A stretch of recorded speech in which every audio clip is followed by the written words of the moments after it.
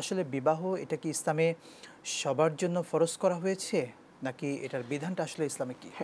এখানে একটি হচ্ছে ফরজ, অনেকের জন্য বিবাহটা ফরজ করা হয়েছে, অনেকের জন্য এটাকে ওয়াজিব পর্যায়ে নিয়ে যাওয়া হয়েছে, অনেকের জন্য সুন্নাহ, অনেকের জন্য এটাকে হারাম করা হয়েছে, অনেকের জন্য এটাকে মাকরুহ করা হয়েছে, জি অনেকের জন্য এটাকে মুবাহ করা হয়েছে।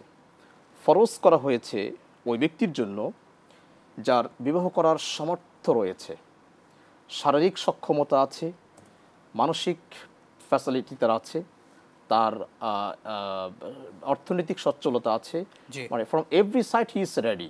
জি এবং তার যদি জেনা করার, বিবাহ যদি সে না করে তাহলে তার চারিত্রিক প্রবলেম হতে পারে। জি তো এই লোকের জন্য আল্লাহ পাক বলেছে, ইসলামিক শরিয়া বলেছে, তার যখন বিবাহ করার বয়স হয়ে যাবে, তার জন্য বিবাহ করার বয়স হয়ে যাওয়ার সাথে সাথে বিবাহ করা তার জন্য ফরজ। জি এরপরে আমরা ওয়াজিবের পর্যায়ে যদি চলে যাই, সেখানেও যে বিবাহ করার সামর্থ্য আছে, শারীরিক, মানসিক, অর্থনৈতিক সব দিক থেকে সে কিন্তু তার বিবাহ যদি সে না করে, চারিত্রিক প্রবলেম হতেও পারে, নাও হতে পারে, কনফিউজ।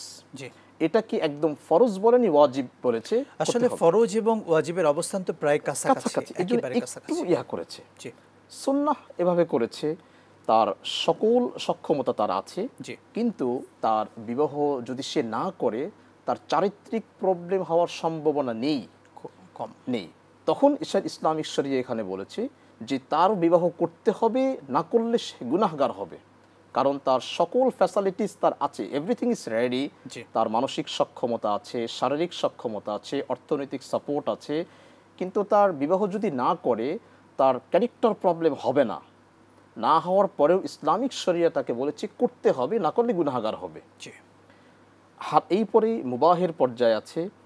মুবাহ পর্যায়ে হচ্ছে যে তার সব কিছু ইজ ওকে, কিন্তু সে বিবাহ যদি সে করে, বিবাহ করলে তার ফ্যামিলি প্রবলেম হতে পারে, জি সে তার স্ত্রীকে যেইভাবে সাপোর্ট দেয়া দরকার সেটা হয়তো সে নাও করতে পারে।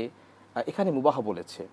হারামের একটি পর্যায়ে রয়েছে, জি যে বিবাহ করলে তার স্ত্রীকে যেইভাবে সাপোর্ট দেওয়া দরকার সেটা সে একদমই পারবে না, জি বরং স্ত্রী তার দ্বারা নির্যাতিত হতে পারে, এবং তার মানসিক বা শারীরিক সেই সক্ষমতাও নেই, তার অর্থনৈতিকভাবে সাপোর্টও নেই, বরং তার বিবাহ করা মানে একটি ফিতনায় জড়িয়ে যাওয়া এবং সেখানে এক ধরনের প্রবলেম ফেস করা। জি যদি সেখানে ফিতনা হওয়ার কোনো সম্ভাবনা থাকে, জি সেক্ষেত্রে আল্লাহ পাক বলেছে এখানে বিবাহ করা তার জন্য হারাম করা হয়েছে।